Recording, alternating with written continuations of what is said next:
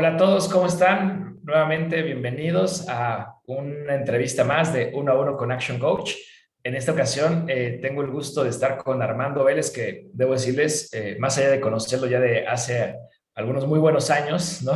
Intercambiando experiencias con diferentes empresas, para mí es uno de los grandes referentes, la verdad, en temas de e-commerce en México y muchos lo saben. Así que por eso aprecio muchísimo este tiempo, Armando. Armando Gracias. actualmente está como responsable de e-commerce para la TAM en Skillnet Solutions. Así que bueno, muchísimas gracias, Armando, por el tiempo y bienvenido. Muchas gracias, David, por la invitación. A tus órdenes. Hoy vamos a hablar de Headless Commerce y de la parte de experiencia omnicanal, que es importante, por supuesto, la parte de e-commerce para las empresas hoy en día. Pero la realidad es que es algo muy nuevo, aunque para muchos metidos en la industria como Armando ya es del día a día hablarlo, pues realmente para muchas personas, inclusive que estamos fuera de esta industria, no es tan común. Entonces, me gustaría empezar por ahí, Armando. ¿Qué es Headless Commerce? Claro, pues mira, el Headless Commerce es una nueva arquitectura que está surgiendo en varias plataformas de e-commerce, como Adobe Commerce, como Vitex, como Spryker. Salesforce está también en esa transición de una estructura, una arquitectura monolítica a un headless. ¿Qué es headless? Es básicamente en una plataforma de e-commerce, tú tienes lo que es el frontend, que es lo que ven los usuarios, que es la experiencia de usuario en la página, y el backend o la trastienda, donde tienes tu administrador, donde tienes tus controladores, tus archivos, etcétera. Toda la programación dura del funcionamiento del sitio transaccional es el backend. Anteriormente, las plataformas más comunes o más populares desde hace unos 20 años para acá, como un SAP o un Oracle o un Salesforce, etcétera, están basadas en arquitecturas monolíticas. ¿Qué es esto? Que es el backend y el frontend están unidos, o sea, están totalmente unidos. Entonces, si haces algún cambio del backend, le pega al frontend. Y si haces algún cambio del frontend, tienes que hacer 20 modificaciones en 50 archivos del backend, ¿no? Lo cual, pues, permite o no permite que sea un sitio flexible y ágil, porque cuando tienes que hacer modificaciones rápidas a nivel de experiencia de usuario, pues muchas veces tienes que hacer muchos programas de programación y volver a hacer reinterfaces y se vuelve toda una cadenita de dependencias y de trabajos que al negocio no le ayuda, ¿no? Entonces, esta nueva tendencia de headless es justamente una nueva arquitectura en las plataformas e-commerce en donde tienes por un lado el frontend y por otro lado el backend, y te da una libertad absoluta de poder modificar cosas en el frontend sin pegarle al backend. Es decir, tienes una independencia casi total de hacer estas modificaciones y viceversa, ¿no? Los programadores pueden estar haciendo cosas en el backend sin afectar la experiencia de usuario. ¿Y qué es lo que los une entre el frontend y el backend? Es una capa intermedia de APIs en donde tienes todas tus APIs conectándose entre el frontend y entre el backend. Entonces, realmente lo que vas a estar modificando va a ser de manera separada frontend y backend, y lo que los une es básicamente esta capa de APIs, ¿no? Es la nueva arquitectura de headless. Y plataformas, yo te puedo decir, nosotros somos partners de Spryker, que es una plataforma alemana, igual que SAP, están basados en Berlín, y tiene apenas 8 años en el mercado y ya está llegando a los líderes en Gartner. O sea, lleva incluso por encima de muchas plataformas que llevan 20 años en el mercado, que no han logrado llegar al cuadrante de líderes. Spryker se está posicionando muy rápidamente, justamente porque es una plataforma que fue concebida desde un inicio totalmente headless, ¿no? Y además es composable. ¿Qué significa composable? Que es como si fuera un Lego en donde tú puedes meter sistemas o códigos de otras plataformas y haces todo un rompecabezas dentro de Spryker. Entonces, si por ejemplo quieres tener lo mejor de CRM de otras plataformas, puedes meterlo como un Lego a Spryker y funciona dentro del ecosistema, ¿no? Entonces, este tipo de plataformas se vuelven muy ágiles, muy flexibles, y sobre todo hoy en día con todo el tema de omnicanalidad y de múltiples requerimientos de integraciones con N cantidad de sistemas, pues se necesitan arquitecturas o plataformas que sean lo suficientemente flexibles o headless para poder llevar a cabo estas estrategias omnicanal, ¿no? Entonces, a grandes rasgos, eso es lo que es headless a comparación de una arquitectura monolítica en donde todo está íntimamente relacionado entre frontend y backend, y para hacer un cambio, pues tienes que modificar 20 cosas, y en cambio en una arquitectura headless tienes muchísimo más libertad de hacer modificaciones tanto en frontend como en backend, ¿no?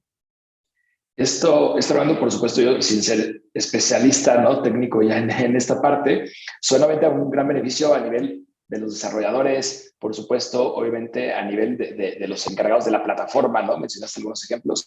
Eh, Me imagino también, obviamente hay un gran beneficio en los merchants, en los comercios, ¿no? Porque el tiempo de implementación, de desarrollo será más rápido. De cara hacia el usuario final, hacia los clientes consumidores, ¿es notorio esto o realmente no hay un cambio para ellos más? Platícanos un poquito de esto. Sí, porque al final, o sea, un sitio de e-commerce es un sitio vivo, ¿no? O sea, difícilmente o vas a ver un sitio estático por varias semanas. Normalmente se están haciendo Claro. refreshes cada semana y en este sentido, estos cambios tienen que ser ágiles. Entonces, toda esta arquitectura, por supuesto, que tiene un impacto en la experiencia de usuario, ¿no? Cuando tienes más funcionalidades, que ves que el sitio tiene una evolución más rápida y más ágil, pues esto es en beneficio de la experiencia del usuario, ¿no?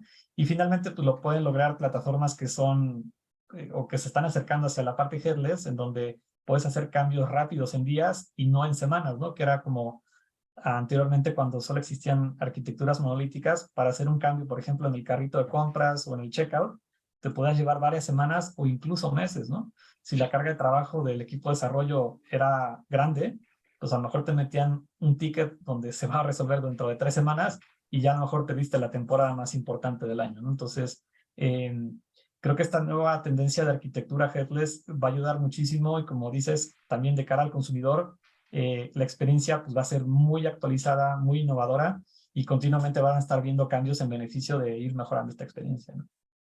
Ahora que mencionas la parte de esta tendencia, ¿no? Porque al final es como cualquier tecnología, hay un periodo de adopción, ¿no? Yo personalmente no conocía tanto de esto todavía de Headless. Para mí también es, ahí mencionaste muchos datos que para mí es buen aprendizaje.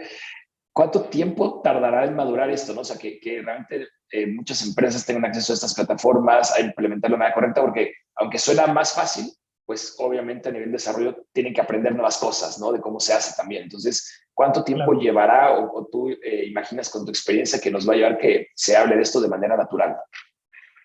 Mira, yo te puedo decir, en algunas plataformas todavía siguen en esquemas monolíticos y les va a llevar varios años llegar a una arquitectura completamente headless o composable commerce, que es como la nueva tendencia, porque han venido de varias décadas desarrollando de la misma forma. Entonces, al final, sí les va a llevar tirar muchas cosas a la basura y volverlas a rehacer, como lo hizo un poco Adobe con Magento, ¿no? Que hubo que tirar muchas cosas en la versión 1.0 y 1.x, ¿no? Las demás versiones, a la nueva versión, que es la versión 2 de Adobe Commerce, ya no es Magento, sino Adobe Commerce, pues hubo que tirar muchas cosas, ¿no? Entonces, me tocó ver muchos sitios que estaban en Magento 1 que tuvieron que tirar prácticamente todo y volverlo a rehacer ya en la nueva versión, ¿no? Que ya es mucho más headless, es más en esta nueva arquitectura. Eh, Sin embargo, hay otros vendors como Salesforce o como SAP o como Oracle que todavía no son 100% headless y sí les va a llevar varios años en lograr esta arquitectura completamente desligada entre frontend y backend, como lo tiene ya un Spryker, ¿no? Porque es una plataforma pues más reciente que ya nació siendo con esa arquitectura y que realmente ya no va a tener que hacer mucho para llegar al headless, ¿no? Porque ya nacieron de esa forma, ¿no? Entonces, yo creo que las plataformas más longevas como un Salesforce, como un Oracle, un Hybris, sí les va a llevar varios años a lograr eso, ¿no? Pero justamente están en eso, ¿no? En ese roadmap de cómo hacerlo mucho más ágil de cara a los comercios y como tú decías, que eso tenga un impacto positivo en mejorar las experiencias y que sea una evolución mucho más rápida la experiencia de usuario de cara al consumidor, ¿no?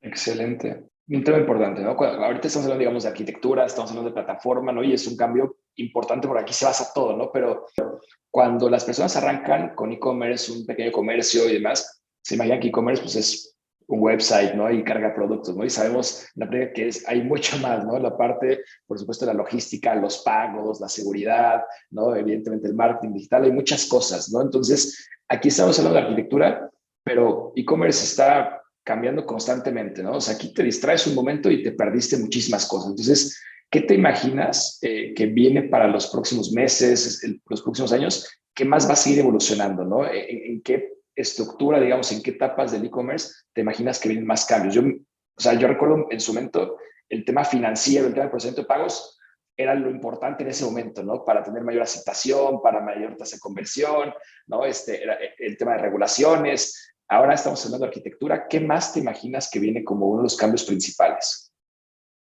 Pues mira, lo que está muy de moda, ¿no? El tema de la inteligencia artificial y cómo va a tener varios roles dentro del e-commerce. El primer rol que está teniendo es en el tema de chatbots, ¿no? Y del tema de customer service, donde vemos que ya muchas páginas de comercio electrónico pues han reducido mucho su área de atención a clientes, ¿no? Con humanos y se están reemplazando con estos chatbots, ¿no?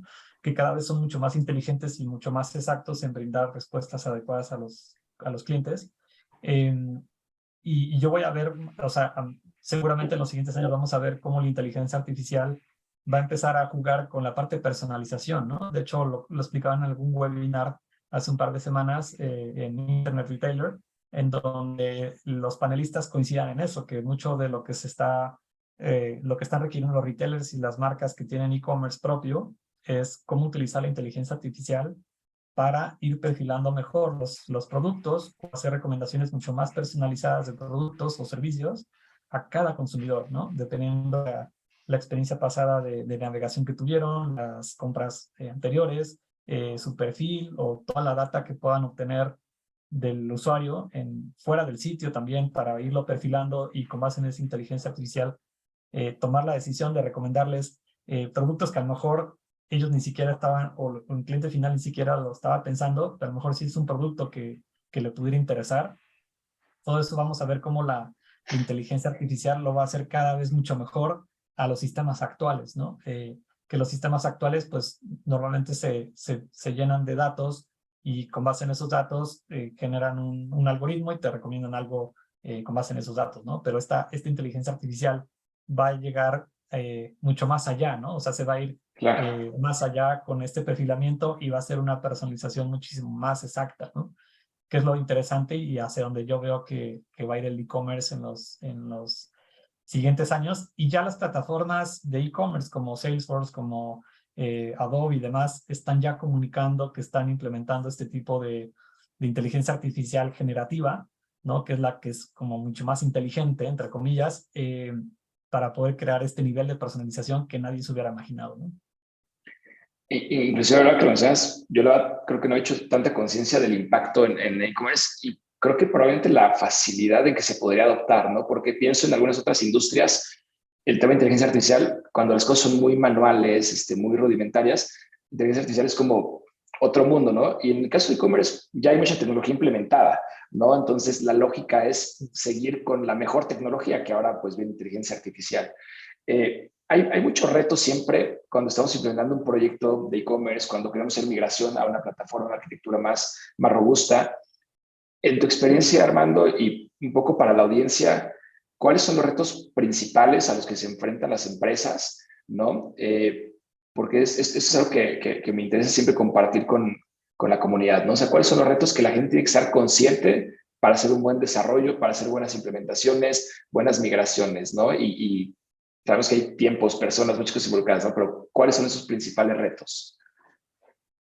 Mira, yo te diría, hay muchos retos, tanto tecnológicos como recursos humanos, pero yo te diría que el fundamental es cuál es tu valor agregado en el mundo digital como marca, considerando que tenemos ya más de 23 años de historia y con gigantes como Amazon, Alibaba y Mercado Libre, que ya se la saben. Entonces, al final si eres una empresa nueva que vas a incursionar en el mundo digital, ya llegaste tarde, entonces tienes que tener una proposición de valor muy innovadora, un modelo de negocio pues muy diferente a todo lo que existe para realmente hacer una diferencia en e-commerce. De otra forma, pues vas a ser uno más de los cientos de miles o millones de sitios que ya existen hoy en día, ¿no? Entonces, desde el punto de vista de negocio es la propuesta de valor que sea algo realmente atractivo y diferenciador versus a lo que ya existe.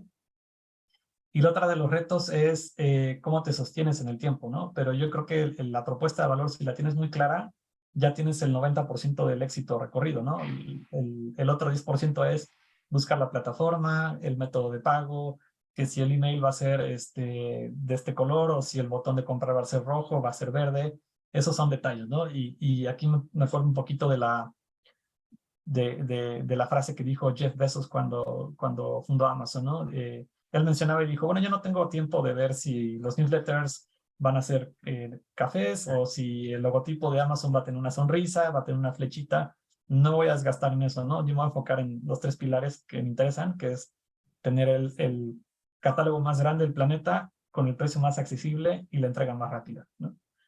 Y siguen siendo los pilares del comercio electrónico al día de hoy, ¿no? Y eso fue fundado por Amazon en 1995, ¿no? O sea, estamos a más de 20 años de eso y esos son los pilares que él se ha enfocado y de ahí nos ha movido, ¿no? Y lo logró. O sea, tiene el catálogo más grande del planeta con los precios más accesibles y la entrega más rápida. Entonces, estos pilares o esta propuesta de valor que se le ocurrió a Jeff Bezos hace más de 20 años, creo que es lo que tendrán que pensar los negocios que están, o las empresas que están empezando a incursionar apenas en digital, que van a ser diferente a lo que ya existe, ¿no? Porque que realmente sea algo de valor, ¿no? Por ejemplo, lo que está haciendo Allbirds, ¿no? De esta marca de calzado que tiene todo un tema de sustentabilidad y de reutilizar materiales reciclados para sus productos. O sea, tiene una idea como muy innovadora que muchas empresas de calzado no están viendo y que incluso gigantes como Nike o como Adidas ya están haciendo calzado con materiales de PET, ¿no? Y de plástico reciclado, copiando un poco a lo que está haciendo Allbirds, ¿no? Y es como los chicos le están enseñando a los grandes porque tienen un modelo disruptivo de negocio y que están haciendo un diferenciador clave, ¿no? Entonces yo creo que eso es lo principal. Y Allbirds es una de las pocas marcas que no las encuentras ni en Amazon ni en retail, o sea, 100% online y es su canal propio, ¿no? Entonces, creo que desde mi punto de vista es un ejemplo muy interesante y muy disruptivo. Entonces, creo que para las empresas les sirve un poco de ejemplo pensar fuera de la caja y no tratar de copiar a los Amazons o a los Alibabas o a los Tmall, porque pues, llevan 25 años de ventaja y de experiencia, ¿no? O sea, no les vamos a llegar a enseñar a los gigantes, ¿no? Es tratar de hacer las cosas diferentes y muy diferentes a lo que la gente está haciendo. Creo que lanzaste varios mensajes importantes, ¿no? Y quiero ahora sí que recapitular un poco, ¿no? Parafraseando lo que dijiste, pero algo que vemos constantemente con las empresas, que yo veo con ellos en el día a día, en las sesiones de coaching, en la planeación, la importancia del enfoque, ¿no? Con el ejemplo que dabas de Jeff Bezos y de Amazon. O sea, el enfoque no cambia, ¿no? Sigue siendo el mismo. Por supuesto que lo van ampliando, todo es perfeccionable, pero el enfoque es el mismo, ¿no? Entonces, claro que lo vas evolucionando y el tipo de entrega va cambiando de lo que antes era una semana a un día, a horas, ¿no? A minutos, ¿no? Y cambiarlo de ahora entrega por drones y cosas padrísimas que se van haciendo pruebas. Pero el tema del enfoque creo que es importante. Cuando la gente piensa en construir el modelo de negocio, yo creo que la gente se le olvida el plan de negocios, se les olvida la propuesta de valor y es lo más importante. Lo acabas de platicar tú también, ¿no? O sea, no importa la tecnología, los colores, todo eso se ajusta, se cambia, pero la propuesta es básica. Así es, esa es la columna vertebral, ¿no? O sea, puedes tener Vitex, Magento, Salesforce. Sí. Es una herramienta, ¿no? Es como el 1% del éxito, el 99% es tu propuesta de valor. O sea, tal cual. Y el tema de competir, yo siempre digo, tienes que hacer una competencia no frontal. Es decir, no puedes competir haciendo exactamente lo mismo que hacen los otros porque no te va a dar. Ahorita diste el ejemplo, ¿no? Con la parte de los tenis, pero lo vemos, por ejemplo, en el tema de inclusión financiera, ¿no? Yo lo veo con el tema de los bancos, Nubank, ¿no? Y todos estos, porque para mí fue increíble, ¿no? Porque, claro, al principio la gente decía, es que puede ser que no funcione, que no les guste, ¿no? Nuevas generaciones que, claro, que lo van a adaptar rápido, pero es claro que si tú quieres competirle a un sistema bancario con sucursales, con gente, es algo, una inversión que casi nadie puede soportar en este mundo, pero si es con una propuesta diferente, claro que puedes competir y ganarte el mercado. Entonces creo que ese ejemplo de llegar con propuestas diferentes es lo que realmente hace un cambio, ¿no? Y qué bueno que lo comentas, porque justo tengo un amigo donde decía, ay, estoy en el buró de crédito y ya no puedo comprar con mis tarjetas. Pero miren, y de hecho lo subió a sus historias de Instagram, y dijo, miren, solicité mi tarjeta en Nubank y me llegó al día siguiente y a la goma al buró de crédito, ¿no? Entonces, creo que estos nuevos bancos y estas nuevas fintechs están yéndose al long tail que los grandes no están viendo, ¿no? Y ahí les están abarcando mucho mercado, porque cuando este long tail empieza a hacerse relevante, pues ya el mercado grande a lo mejor va a empezar a voltear a estos nuevos bancos o estas nuevas fintechs y van a ver la conveniencia y la agilidad con la que trabajan y no esperar media hora en un teléfono en donde no tienes chatbots, o sea, sí es gente real, o sea, tienes como 20 pasos en el árbol de decisión del customer service, ya son obsoletos los bancos hoy en día, ¿no? O sea, si no se cuidan y si no se dan la vuelta y se reinventan, las nuevas fintechs les van a quitar muchísimo mercado. Totalmente, estamos hablando de bancos, ¿no? Yo personalmente soy fanático, siempre he hecho del trabajo que ha hecho David Vélez, ¿no? Con Nubank, ¿no? Y hay muchos otros ejemplos, ¿no? ¿Qué otra empresa, qué otro ejemplo te viene a la mente como un cambio realmente disruptivo, relevante y que va a cambiar el futuro, ¿no? ¿Qué otra empresa te viene a la mente Fíjate como que, referencia? fíjate que hace unos meses tuve oportunidad de ir al lanzamiento de Sofía Business, que es esta plataforma para generar microseguros para empleados, ¿no? Y lo mismo, ¿no? O sea, es el long tail que las grandes aseguradoras como un GNP, un AXA no están viendo.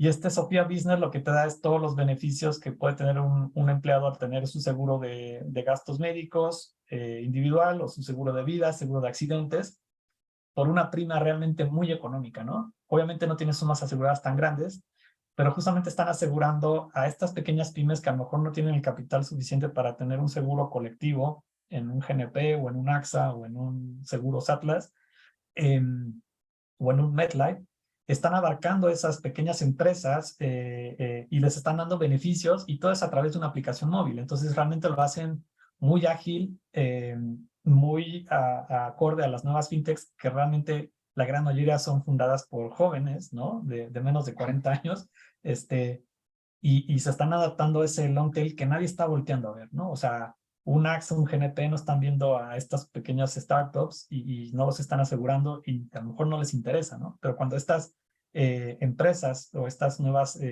aseguradoras, porque incluso Sofía Business ya está constituido como aseguradora. O sea, no es un broker entre Wow. aseguradoras y clientes, sino ya ellos mismos están constituidos y levantaron mucho capital para constituirse como aseguradoras, ¿no? Y tú sabes que las aseguradas por ley tienen que estar reaseguradas por en dado Exacto. caso de algún siniestro enorme que supere todas las pólizas y demás y se genera un caos, tienen que estar asegurados, o sea, sí están regulados y se me hace muy interesante porque es un emprendimiento mexicano y que están abarcando pues un nicho que no están viendo las grandes. Entonces, creo que el futuro de los emprendedores está justamente en ver ese long tail, dónde están las oportunidades donde ya los gigantes no están volteando a ver, ¿no? Llámese Sí. Banamex, HSBC, BBVA en la parte financiera o en la parte de e-commerce, un Amazon, un Mercado Libre, un Alibaba, un Shein, etcétera, todos esos marketplaces gigantes, pues a lo mejor no se están fijando en el long tail, ¿no? Entonces creo que ahí es donde hay Claro. una oportunidad. Sí, puede ser que no esté fijando o ya no tienen capacidad, digamos, de agarrar y enfocarse en un segmento, ¿no? Porque podrían descuidar su core business, ¿no? Eh, Exacto. en esta plática, hermano, te escucha mucha gente, ¿no? Emprendedores, dueños de negocios, muchos ejecutivos de grandes corporativos. Resumiendo un poco, hablaste ya del tema de la propuesta de valor, hablaste de la innovación. ¿Qué recomendación les podrías dar a todas las personas involucradas con nuevos negocios, con e-commerce? Hablaste de las fintechs. Pues mira, creo que siempre el emprendedor es una persona de ideas, ¿no? Que continuamente está generando ideas y el emprendedor tiene que saber, o el empresario tiene que saber que no todas las ideas que uno tiene van a ser exitosas. Entonces, tienes que afrontar el fracaso y acuñarlo y enterrarlo, ¿no? Pero al final, pues de los fracasos te tienes que levantar, ¿no? Y a lo mejor de 10 ideas que tú a lo mejor piensas que son muy buenas, solo una va a prosperar y las otras las tienes que desechar, ¿no? Entonces, pero justo me viene a la mente una frase de un maestro que tuve en la universidad que decía, es que este mundo es de los que se arriesgan, ¿no? Un maestro de administración del cual aprendí muchísimo y es verdad, ¿no? O sea, el que no arriesga no gana y este mundo es de los que se arriesgan. Entonces al final es 10 ideas muy buenas que tú piensas que son muy buenas, llévalas a cabo, ¿no? Pero sí sabiendo que seguramente 9 de ellas no van a prosperar, ¿no? Seguramente va a ser un fracaso o no vas a saber la forma en la cual llevar a un buen puerto en esas 9 ideas, pero a lo mejor una de ellas sí va a ser, ¿no? Entonces, yo la recomendación que daría es, si tienen una idea de emprender, llévenla a cabo. Aunque no la lleguen a concretar o no se den por X o Y situaciones, pero no te quedes con esa espina, porque al final el buen emprendedor es aquel que se arriesga, aquel que se atreve y aquel que asume las derrotas como aprendizajes, ¿no? Y estoy seguro que mientras más oportunidades o más ideas lleves a cabo, mayor probabilidad vas a tener de llegar al éxito. Que si solo haces una o dos, confiando en que esas van a ser las exitosas y a lo mejor no son exitosas y fracasas, pues ya te quedaste sin hacer las otras 8 posibilidades que se te habían ocurrido, ¿no? Entonces, por simple estadística es mejor intentar todas las posibilidades y Claro. alguna de ellas va a pegar, ¿no? Pero cuando pega, va a pegar en serio. Y sobre todo ser apasionado, ¿no? O sea, emprender en lo que uno realmente te gusta, en lo que conoces y en lo que sabes que eres bueno. Porque si también te metes en temas que a lo mejor no tienes el conocimiento o no tienes los socios apasionados igual que tú y que sepan de ese tema, pues muy difícilmente vas a lograr el éxito, ¿no? Entonces sí le recomendaría que lo emprendieran con base en lo que a ti te gusta hacer y lo que te apasiona hacer. Que lo que comentas, Fernando, es básicamente la base de por qué la explosión de las startups, ¿no? O sea, es decir, sabemos que sí, estadísticamente son pocas las que terminan creciendo, explotando, pero gracias a que más gente se arriesga, que hay gente que invierte en ellos, ¿no? Desde ángeles inversionistas y demás, es que se da la posibilidad de que podamos tener esas posibilidades, esos posibles desarrollos, ¿no? Tan exitosos. Y cuando Claro. no sucede, el nivel de aprendizaje que hay hoy en día en las personas a nivel profesional no se tenía antes, ¿no? Pocas Es personas como, tienen la posibilidad de crecer claro. realmente un negocio. Es como Doctoralia, ¿no? Que fue fundado por un padre de familia que estaba en Acapulco, su hijo se puso grave y no tenía ni idea de qué doctor contactar en Acapulco, ¿no? Entonces se le ocurrió hacer este Doctoralia, que es un directorio muy extenso de doctores y que los puedes contactar de forma inmediata, ¿no? Entonces, también de las necesidades personales surgen ideas, ¿no? Y surgen emprendimientos pues, que no existen y que resuelven muchas necesidades que, así como tú las tienes, las puede tener muchas personas más, ¿no? Absolutamente todos mis clientes doctores están en Doctoralia. O sea, justo no hay uno, o sea, si no estás en Doctoralia es como no existes, ¿no?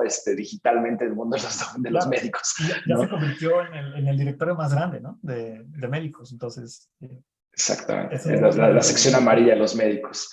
Exacto. Eh, Armando, a mí me gusta compartir siempre mucha información complementaria para la gente, ¿no? En los talleres siempre comparto libros, bibliografías, ¿no?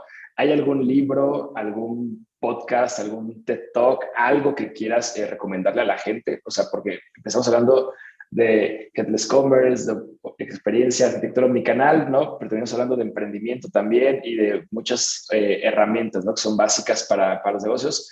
¿Algún material que quieras recomendarle a la audiencia? Mira, a mí me ha gustado muchísimo el libro de Andrés Oppenheimer de Sálvese quien pueda, que habla justamente de cómo esta nueva inteligencia artificial, la robótica, está desplazando muchos empleos que nunca nos imaginamos que se iban a desplazar. Y es un poco la invitación a reinventarse, ¿no? Y me gusta el libro porque es reinventarse no nada más en el tema laboral y de puestos de trabajo, sino también en modelos de negocio, ¿no? En cómo hacer las cosas diferente, como lo comentábamos, ¿no? Con el caso de Allbirds, de esta marca de tenis y de calzado, modelos disruptivos como Doctoralia, que uno nunca se iba a imaginar que iba a existir un director tan grande de doctores y alguien lo llevó a cabo por una necesidad. Ese me gusta mucho. El otro libro que les puedo recomendar es The Everything Store de Amazon. Eh, Se lo sugiero muchísimo porque habla de toda la historia, de cómo concibió la idea Jeff Bezos sobre Amazon. Eh, y bueno, yo sigo muchísimo eh, podcasts y publicaciones, sobre todo de Digital Commerce 360, de eMarketer. Les sugiero que se inscriban a los newsletters de Digital Commerce 360, que anteriormente era Internet Retailer. Hay Marketer, también hay un blog interesante que es E-Commerce News de España, que trae noticias sobre todo el tema de tecnología, inteligencia artificial, e-commerce, marketplaces de Europa, pero también toca algunos temas a nivel mundial. Y Marketer también me gusta mucho. Y bueno, todos los reportes que saca Lambo, Statista, y bueno, las fuentes principales de gráficas de cómo va el tema de e-commerce, ventas en línea y toda la parte de marketing digital, la IAB también, por ejemplo. Eh, También se lo recomiendo muchísimo. Y también la parte de ciencia ficción que a mí me gusta mucho, que aunque son novelas, pero de alguna forma te dan como ciertas ideas de para dónde vamos, ¿no? Entonces me gusta muchísimo Philip Dick, ¿no? Que yo creo que después de Julio Verne es de los mejores escritores de ciencia ficción que ha habido y muchas de sus historias pues se están haciendo realidad, ¿no? Como Blade Runner, ¿no? Por ejemplo. que se están haciendo realidad, y más en China y Japón, que la gente se ha enamorado directamente de robots, y es un caso real, patología psicológica, pero ha sucedido. Y bueno, se los podría recomendar Philip Dick, Julio Verne, Isaac Asimov, todo lo que puedan leer de ellos, a mí me interesa muchísimo y me gusta mucho. Excelente referencias, Armando. Muchísimas gracias. ¿Dónde te puede contactar la gente? Sé que te gusta estar en contacto, ¿no? Y intercambiar muchas ideas, justo con conocimiento eres de los partidarios de todo esto, ¿no? De compartir base de conocimientos, ¿no? En general, ¿dónde te puede contactar la gente, Armando? Directamente por LinkedIn, es de las redes sociales que más uso con frecuencia, linkedin.com/Armando Vélez, ahí estoy a sus órdenes, y me pueden mandar un mensajito y cualquier cosa que necesiten a sus órdenes también. Buenísimo. Pues muchísimas gracias, Armando, por el tiempo. La verdad es que creo que hubo información muy buena, ¿no? La gente va a aprender bastante de esta plática y de haberte escuchado. Así que, nuevamente, muchas gracias por el tiempo. ¿Algún mensaje que quieras para dejar a la audiencia para cierre? Pues que no tengan miedo de emprender y de regarla, ¿no? O sea, siempre el éxito viene con alguna regada anterior, o sea, es difícilmente que le puedas pegar a la primera, no existe eso, o sea, es muy raro los casos. Tienes que regar 10 veces emprendimientos anteriores hasta llegar a un emprendimiento exitoso. Entonces no tengan miedo y asúmanse que la van a regar muchas veces, pero el mejor emprendedor es el que es persistente, ¿no? Y me acuerdo mucho de la frase de Bayeres, ¿no? Del fundador de Palacio y Hierro, que un buen emprendedor es aquel que persiste y aquel que tiene prudencia, ¿no? O sea, siempre la prudencia y la persistencia van de la mano, o sea, sí ser persistente, pero también ser prudente para saber cuándo apostar y cuándo no. Entonces, me gusta mucho esa frase de Bayeres. Excelente, muchísimas gracias, Armando, en verdad por tu tiempo. Y bueno, muchas gracias a todos, nuevamente a todos y a todas por escucharnos, por ser partícipes de este capítulo más de Uno a Uno con Action Coach, en esta ocasión con Armando Vélez, insisto, uno de los grandes referentes en temas de e-commerce en México y en la región. Nos vemos próximamente en los nuevos episodios, así que gracias a todos y nos vemos pronto. Hasta luego.